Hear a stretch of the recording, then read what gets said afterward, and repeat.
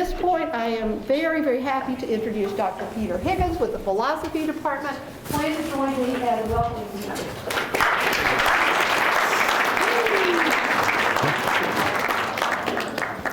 Well, I'm really appreciative that everyone is here tonight. It's, as Becky said, an insanely cold night, and I even thought myself, I almost drove over here from Pray Herald because I didn't want to walk through it, but I did bear it out in the end, and I actually made the walk, so I'm going to pat myself on the back for that, getting a little exercise. One thing I wanted to say before I formally begin the talk tonight is that it is my hope that this is not a traditional formal lecture, but this has the feel more of a discussion-based class. And so with that in mind, throughout the lecture tonight, I'm going to be posing some questions to you, to all of you, just to get your thoughts, your ideas, and your feedback on certain questions that I'm going to ask. And I also want to encourage you to feel free to raise your hand throughout the talk tonight if you have a question of clarification or a comment that you want to add to the discussion, and I'll be happy to call on you, rather than saving all of the questions for the end, though we will nevertheless still have a question period at the end as well, if anything occurs to you later in the talk. All right. I thought a good way to begin the talk tonight would be to set out the issue in terms of current policy controversies that are occurring related to immigration in the United States today. There are lots of people in the United States today who regard illegal or undocumented immigration as a major social problem. In fact, lots of people who think of illegal immigration as perhaps the most pressing problem facing our society today. And this has resulted in the creation of a number of policy initiatives for attempting to get tough on or to curb illegal immigration, including things like requiring national ID cards, building fences along the border or making existing fences higher or more impenetrable, militarizing the border, or vesting police with the authority to detain people they suspect of being in the country without authorization and possibly arresting them. In fact, the last one that I just mentioned has recently become law in Arizona. It was formerly known as Arizona Senate Bill 1070, but now this is actually a part of law, and it went for review before the Supreme Court. And though the Supreme Court struck down many of the provisions of the law, they retained as constitutional the authority of police to detain people that they reasonably suspect to be illegal immigrants. And if the people they question cannot provide documentation of their legal presence in the country, the police are permitted to arrest them and fine them as well. Now, mind you, what's particularly controversial about this law is that it doesn't merely permit the police to detain people they suspect of being in the country without authorization. It requires the police to do this. The police are not given the legal prerogative not to enforce this law, but if they have a reasonable suspicion, they're required to detain people and question them about their legal status in the country. Critics of the law have argued that, for one thing, it can't be administered without racial profiling. There's a serious wonder about how it is that a police officer would come to have this reasonable suspicion about whether or not the person is in the country without authorization, except by making stereotypical judgments based on the person's race or ethnicity. Similarly, people have criticized the law because it may lead to false arrests. In particular, immigrants who are in the country legally with authorization don't always carry the legal documentation of their legal presence in the country on their person at all times. One reason for this being that the documentation is extremely hard to replace and expensive as well. And thus, it's possible that someone might be detained by the police on the suspicion that they're in the country illegally or without authorization, despite the fact that the person is a legal immigrant, and yet could be arrested nevertheless because they are not carrying their immigration paperwork with them at all times. Another recent policy initiative coming from the opposite view about immigration is called the DREAM Act, which many of you may be familiar. What the DREAM Act does is it provides conditional resident status and eventual eligibility for legal permanent resident status and citizenship for people who entered the country without authorization as minors under the age of 16, have graduated from high school, and have lived in the country continuously for at least 5 years, provided that they complete 2 years of college or they complete 2 years of military service. Critics of this law have charged that it rewards illegal immigration and that it encourages more. Now, the purpose of the talk tonight is not to assess the pros and cons, merits, or justifications for these particular laws, but instead I want to ask a more fundamental question about them. Both the DREAM Act and opposition to it, as well as the Arizona law, are all premised on a certain assumption that's rarely articulated and is usually taken for granted and thus almost never given any defense. And that is the assumption that states have a right to restrict immigration as they see fit, according to their own perceptions of the national interest. This is the assumption that I want to focus on and call into question in my talk tonight. The question, do states have a right, a moral right? Because of course they have a legal right to do this. States are authorized legally to do this. They have the sovereignty to do this. But do states have a moral right? Ought states have the prerogative to restrict immigration in ways that they perceive to be in their interest as they see fit? Now, this is a question, as I mentioned, that's often taken for granted, or if it's even brought up or mentioned explicitly, is regarded as obviously true, as something that we don't even need to bother thinking about because it's so patently obvious that states do have this right. And yet, I want to put the spotlight on this question tonight and call it into question, because whether one believes that it's justified that states have a right to restrict immigration as they see fit or not, in order to articulate a rationale for it, even if one thinks it has a rational basis, we have to call the assumption into question. We can't articulate a rational basis for something that we haven't even questioned in the first place. And so the goal of my talk tonight is not to get you to believe that states do not have a right to restrict immigration as they see fit. Rather, my goal tonight is to see whether or not this purported right of states can be rationally justified. And in order to see whether or not it can be rationally justified, we have to put it into question. We have to stop and wonder for a moment what might be the possible justifications for this right. As I said, one of the things I plan to do tonight is periodically pose some questions to you all to get your feedback and ideas. And the first question that I want to ask you is this, and just raise your hand if you have thoughts on this. What reasons are there for states to restrict immigration? Now, I'm not necessarily asking you, although you should feel free to say, what your own beliefs are, but rather, what do you hear people say? Whether in the mainstream media or among politicians, what reasons do people give for restricting immigration?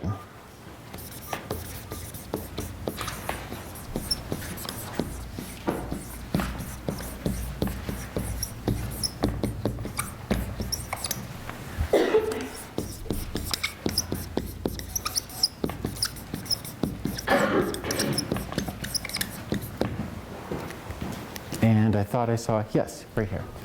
Defense. Good. So people are worried often about national security, and national security concerns often motivate arguments for giving immigration restrictions.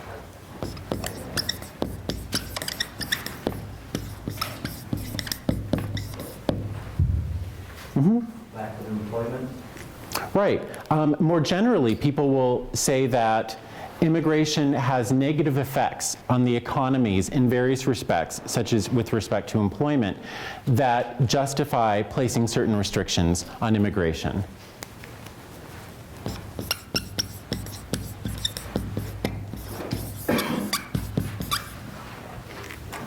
What other reasons do people sometimes give for restricting immigration? What have you heard people say? Racism. Well, I think people certainly, one might charge, and we'll be thinking about this tonight, that racism underlies perhaps the motivation for some of the arguments that are made. Although, of course, people don't say exactly that, well, we should restrict immigration because of racism. Although I agree with you that it very well, in many cases, may underlie the more often kind of neutral rationales that people will give. In other words, that sometimes people will couch their concerns about immigration in more neutral terms, although we might suspect that deep down there's something else, something more nefarious that's motivating the concerns that they have. Mm-hmm. Would it be like something like crime? Yeah, that's another one that we hear a lot too. We hear people say things like, in the absence of immigration restrictions, or at least certain types of immigration restrictions, there would be an increase in the amount of crime.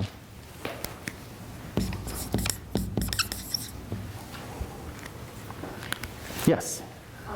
Lack of resources, like we don't have enough stuff to go around the U.S. as it is, so adding more people can only make that more difficult. Yes, right. And one of the ways that people will often put that even more specifically is that immigrants disproportionately consume public resources, in particular public welfare benefits. And so people worry that if we don't restrict immigration in certain ways, that the resources that we have for providing for citizens will be disproportionately consumed by newcomers.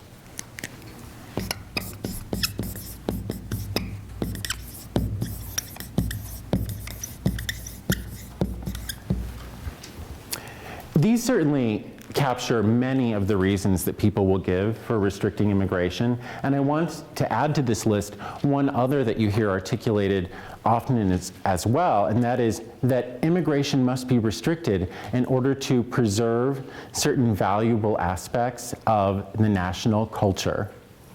That immigrants bring with them certain cultural traditions which are at odds with the culture of the receiving society, and in virtue of that, immigration ought to be restricted in certain ways.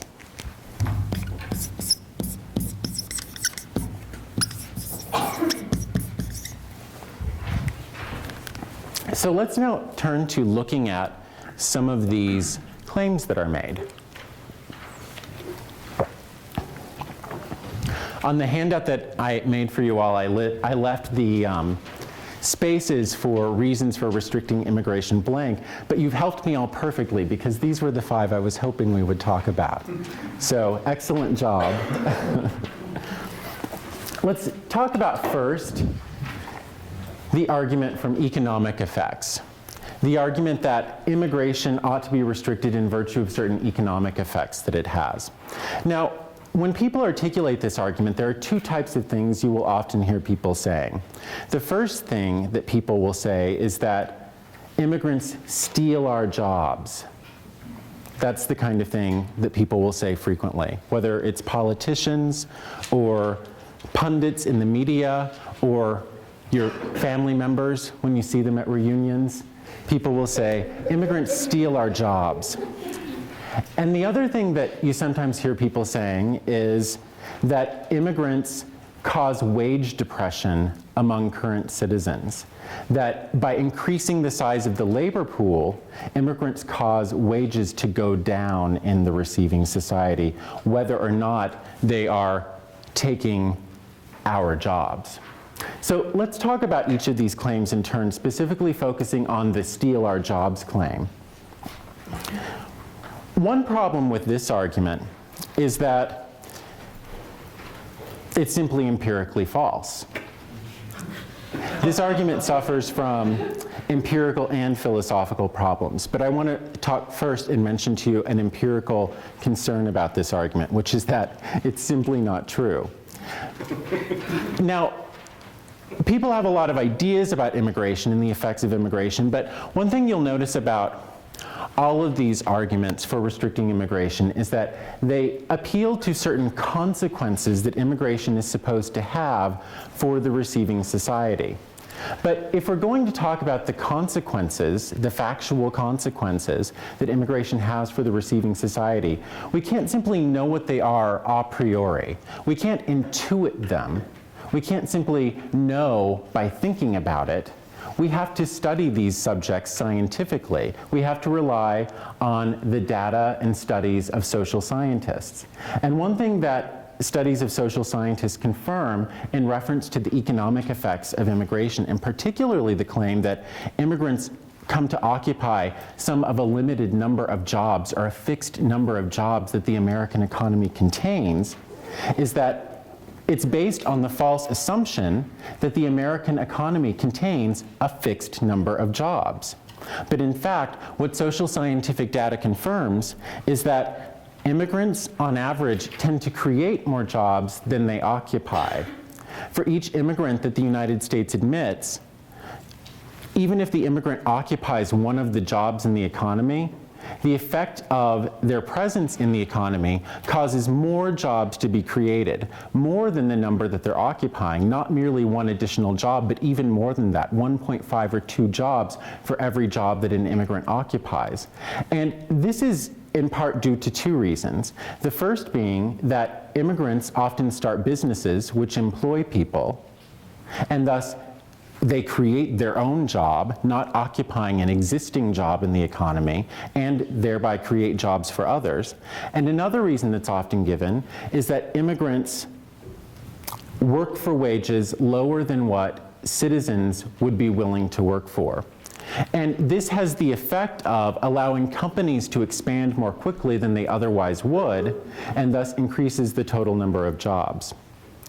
And so that summarizes the reasons why the claim that immigrants steal our jobs is empirically false. But there are also some philosophical problems with this claim I want to point out. First of all, think about the rhetoric of this claim. Immigrants, of course, don't literally steal anyone's job. Immigrants don't approach someone in a dark alley with a gun and say, "This is a stick-up, your job or your life." Immigrants don't force people to give over their jobs with coercion. But another problem with the claim that immigrants steal our jobs is implicit in it is the idea that the jobs belong to us. That the job is the personal property of some citizen who one day might come to occupy it. But this, of course, makes no sense in a capitalist economy. In a capitalist economy, if it even makes sense to say that a job is the personal property of anyone, then surely the job belongs to the employer, whose prerogative it is to give that job out as they see fit. And thus, immigrants aren't stealing our jobs. The jobs don't belong to us in the first place. But even if it's false that immigrants steal our jobs, we might still worry about other economic effects of immigration. And I want to briefly turn to the other claim that I mentioned earlier, which is that immigrants cause wage depression among citizens. Part of what I said in response to the first aspect of the economic effects argument, the claim that immigrants steal our jobs, might even feed into this objection to some extent. What I mentioned there was that immigrants are often, on average, willing to work for lower wages than citizens, and thus this permits companies to expand faster than they otherwise would. But that might be actually regarded as problematic in another way, because if immigrants are willing to work for wages lower than what citizens might, then this is going to cause wage depression among citizens. Citizens are going to have to be willing to work for less in order to compete in the job market with immigrants. And so we need to step back and ask for a moment whether or not this is actually the case, whether or not this is happening. Because again, as I mentioned before, these aren't the kind of things that we can simply intuit. We have to look to social scientific study in order to confirm whether or not these things are true. And on this question, there's a mix of opinion among social scientists who have studied the phenomenon. Here are 2 things, though, that all social scientists agree on. The first is that because immigration permits a more rapidly expanding GDP, immigration is virtually unqualifiedly beneficial for the wealthy and the middle class in wealthy receiving countries. People who are members of the middle class or wealthy classes benefit unqualifiedly from greater rates of immigration. The second thing that social scientists agree on is that we don't know what the effects of immigration on the wages of the poor and the working class are. This is something about which, for every social scientific study you read, you can find another one that comes to the opposing conclusion. Some social scientists assert that immigration has the effect of lowering somewhat the wages of working class and poor citizens, whereas other social scientists come to the conclusion that it has no effect at all. But here's one thing that's interesting which we can observe from the existing social scientific studies, and that is that even the most dire of estimates among social scientists of the effect of immigration on wage depression estimates that approximately the wages of poor and working class citizens are 5% lower than they would be in the absence of immigration. Now, the reason I want to emphasize that is that we don't know if this is true because, as I said, there are so many opposing conclusions in social scientific studies. But even if it's true that immigration causes wage depression among citizens, the effect tends to be fairly small overall. And moreover, is to some extent counterbalanced by other effects of immigration, economic effects that I've already mentioned. So for example, even if it's true that immigration causes wage depression among poor and working class citizens, it's nevertheless the case, as we already know, that immigration increases the number of jobs available. And so there are more jobs available, although they might on average pay slightly less. They might pay slightly less than they would otherwise. Immigration also brings about other benefits for poor and working class citizens, and this turns our discussion to a second of these reasons that are often given for restricting immigration, specifically related to the claim that immigrants disproportionately consume public welfare benefits. Now, before I say anything about this, I want to solicit your feedback on this. This thought that immigration ought to be restricted because immigrants, it's claimed, disproportionately consume, that is, consume at higher rates than citizens, given their percentage of the population, the amount of public resources available in the society, and specifically public welfare benefits. What do you all make of this as an argument for immigration restrictions? Yes, in the back? I kind of find it as a weird argument because currently, like, the way it is now, there's people are younger and younger starting families, so they're as well consuming the same benefits that they're saying that the immigrants are taking. So I think it's an argument they use because it makes them have to go into more consideration to get it because there's so many people applying for it. And they don't like that they have to compete with people that weren't born in this country for the same services. They think they're entitled to it in a way and they're not. Right, and so one thing you might think in response to this argument is that it's, to the extent that people even find it plausible or believable, it might in part be motivated by self-interest to an extent. That because people perceive the presence of immigrants to be contrary to their own interests, they're more likely to believe claims about harms that immigration causes for the society which they enter or which they immigrate to. And I think that your example is a good example of how, in many ways, our thinking about immigration might be informed by how we perceive immigration to be affected by our own interests. Yes? Well, if you were to make restriction harder, for immigration to be harder and for less immigrants to become American citizens, that means you're putting less money into the tax system, and then the people that are here illegally aren't really paying those taxes, and then that's where you get the disproportionate public welfare benefits because they're not paying into the system and they're not documented as eligible to receive it even though they are. Right, and so one important observation to make about this claim that immigration ought to be restricted for the sake of the fact that immigrants disproportionately consume public welfare benefits is that it neglects an important aspect of the issue, which is that when we admit more people into the society legally, then they contribute to tax revenues in that society, which allows the total pool of public welfare benefits to expand. And so there's actually empirical confirmation of this in the fact that it's currently the policy of many Western European countries to expand their annual immigration quotas because the native populations of Western European countries are aging. And in fact, immigrants tend on average to be younger than the average citizen. Most immigrants arrive as young and healthy working age adults. And that's simply because people who are sick or who are old don't usually move to different countries. Most people who have the will and the resources to move to different countries are younger and of working age and are healthy. And so many European countries have started increasing their annual immigration quotas because the aging native population is threatening to overburden and eventually collapse their social security systems. So they're turning to immigration as a way of shoring up or making more stable their social security systems, which itself, of course, is a prime example of a public welfare benefit. And so that's one aspect of this claim that immigration ought to be restricted for the sake of public welfare benefits that the argument against immigration doesn't take into account.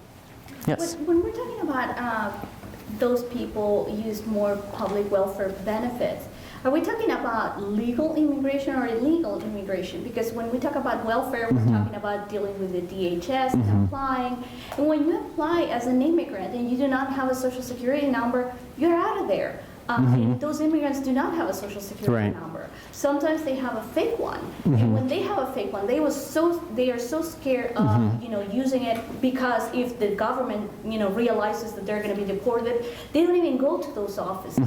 So I don't know what kind of public welfare benefits we're talking here about. When we're talking about illegal immigrants because first of all, they want the least interaction with government as possible, so they can remain here, kind of unknown or not noticed.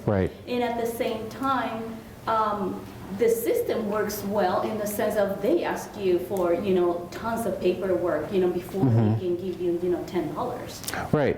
So one thing to keep in mind is that despite ways that we might normally think about the issue, in fact, people who are in the country without authorization are typically not able to access the public welfare benefits that it's claimed they consume disproportionately. I primarily want to focus on the question of authorized immigrants. And the reason for that is that if we're asking, do we have good reasons for restricting immigration? The question is, how many people, in other words, or which people, should we be letting in? In other words, is it the case that people who come to the country with authorization, with the proper documentation, are themselves consuming public welfare benefits at a disproportionate rate? And that, for the reasons we were just talking about, turns out to be empirically false. Immigrants pay more into tax revenues than they receive in public welfare benefits because if there are more people in this society, you have more contributors to the very social welfare systems which enable both citizens and immigrants to benefit from. Yes? Yeah, I would completely agree with you. I think it's a difficult argument to make that kind of public welfare benefits are more beneficial to legal immigrants, just because of what you said. I think it's a popular opinion that immigrants just kind of take the welfare benefits without actually paying into them. That's just a commentary. I had a question for clarification. You said for wage, I forgot the term you used. Wage depression? Wage depression. Immigrants create 1.5 to 2 jobs that would either have no effect or maybe a little less on the wages of the new jobs, correct? Well, possibly. So the claim about the effect of immigration on wage depression, for one thing, no one claims that it's true for wealthier middle class citizens. So the worry is mainly about working class and poor citizens.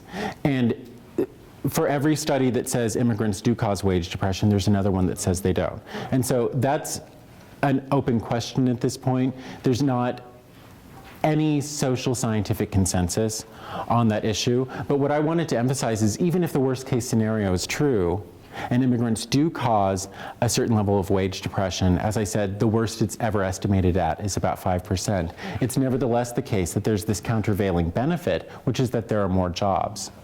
Yeah. What percentage of the population is deemed as working or low class?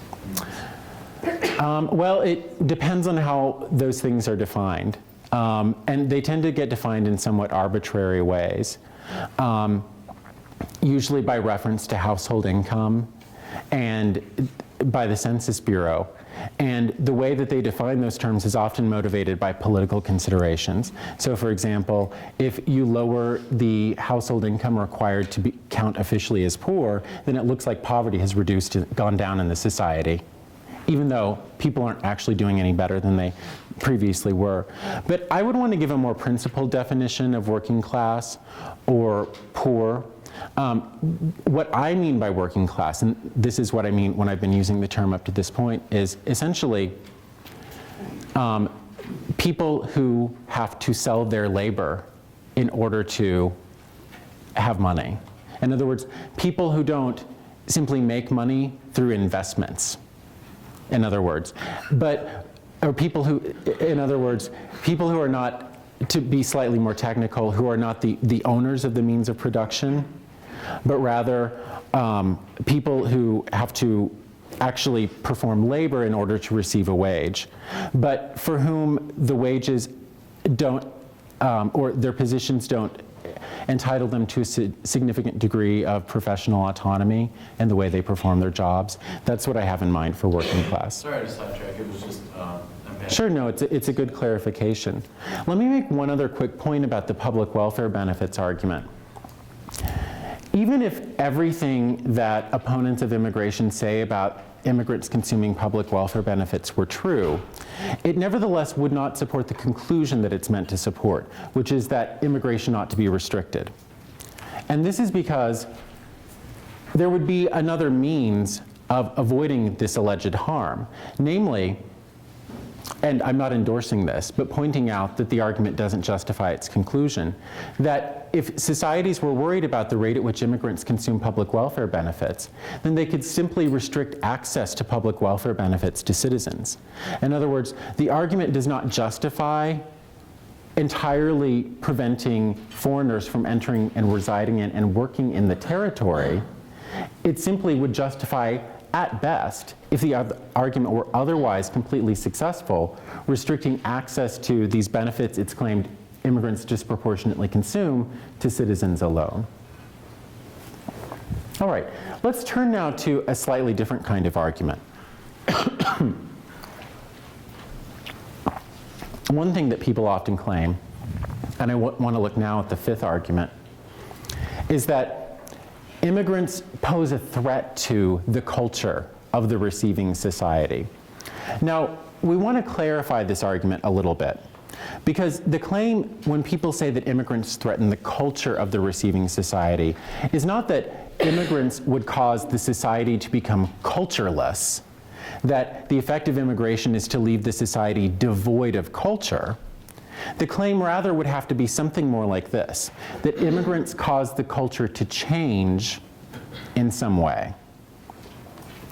But again, one clarification is in order. The claim is not necessarily by opponents of immigration who assert this argument that immigration brings about undesirable cultural changes. Although people do make that argument, we can reject that argument fairly quickly, because if someone claims that immigrants bring about undesirable cultural changes, this is implicitly premised on the xenophobic assumption that foreign cultural traditions are inferior to our own. And so in order to make this argument as plausible and as defensible as possible, here's what it needs to claim. Immigrants cause the culture to change in certain ways. But each culture, each national society has unique cultural elements that are distinctive to it and which are valuable in virtue of their distinctiveness or uniqueness.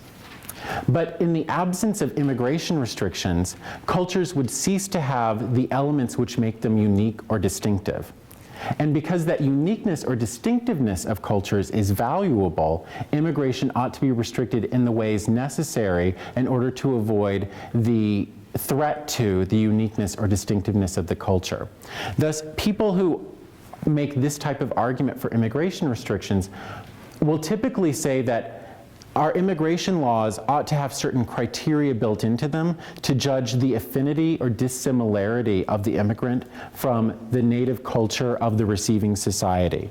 That immigrants that are from other societies that are culturally like ours ought to receive priority in admission, whereas immigrants that are from societies that are radically different ought to have their applications for admission be rejected.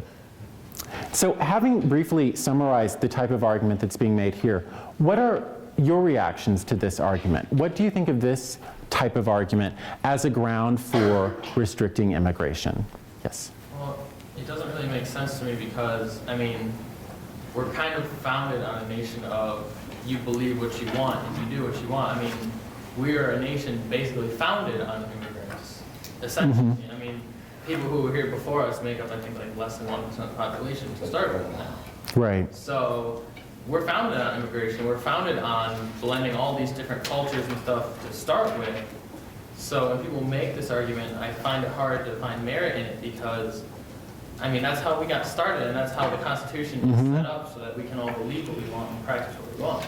Right, so one worry about this argument, particularly if it's invoked as an argument for immigration restrictions in the United States, although not just the United States, but any of what are regarded as the classical countries of immigration, which are countries in the Americas, Australia and New Zealand, countries that now have populations that in large part are composed of people of European descent, as opposed to European countries which are not regarded as classical countries of immigration.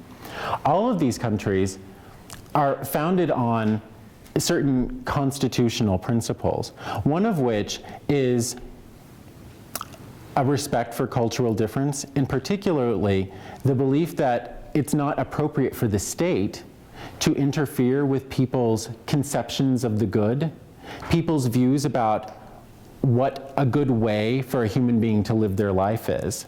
This is one of the founding principles of the United States, and it's the reason that we have separation of church and state, for example, because the government isn't supposed to be telling people what their fundamental core beliefs about what the good life is, or how people ought to lead their lives. And so the argument is particularly weak, it seems, in the context of countries like the United States. Although someone might try to invoke this type of argument for another society that was founded on a more culturally particular set of principles. I just think in terms of this entire discussion, it's important to eradicate a big fallacy that people have. And that is the fallacy of an immigrant looking a certain way and being from a certain region. And the truth is that most immigrants to this country are not from where people think they are. Right. They are not from Spanish-speaking places. They are not from Latin America or South America or the Caribbean. And further, to go along with that argument, people do want, and it may be argued that society needs immigrants, such as for higher education. Most immigrants that actually come to this country are highly educated and go on to pursue higher education, such as doctorates here. And so that is not true, but I think the media probably paints it in a way that fits in, especially with the economy, that it's a poor person taking these certain low-level jobs. And that's just Right, not true. right. No, that's a good observation to keep in mind. And I think that it's because of the way that many of us tend to implicitly conceive of immigrants when we're being sort of unreflective about it, that some of these arguments might seem more plausible than they would otherwise be. For example, most of the time when, in the United States in particular, when we think of immigration just in the abstract, the picture of an immigrant that comes to our head is a brown person, and particularly someone from Mexico, usually, is what we have in mind. But of course, as you point out, Mexicans and in general people from Central and South America are not the majority of immigrants to the United States. And we also have other stereotypes of immigrants that tend to inform our reasoning about it. So we tend to perceive immigrants or conceive of immigrants as lacking education or as being unskilled, so to speak. And that's what motivates, as you can imagine, many of these arguments, some of the ones that we've already talked about to some extent. Yeah, Jake? If you wanted to make the argument for cultural effects, first you have to define what culture that they have to fit into. Mm-hmm. So, being that our culture is comprised of many other cultures, you have to lay out a specific culture that they have to fit into. And then you could also go back to the resources and taking tax dollars, because it's going to take state resources or national resources to fund, put all these things in order, and it's going to take away the tax dollars. Mhm. It's going to cost money to organize all that.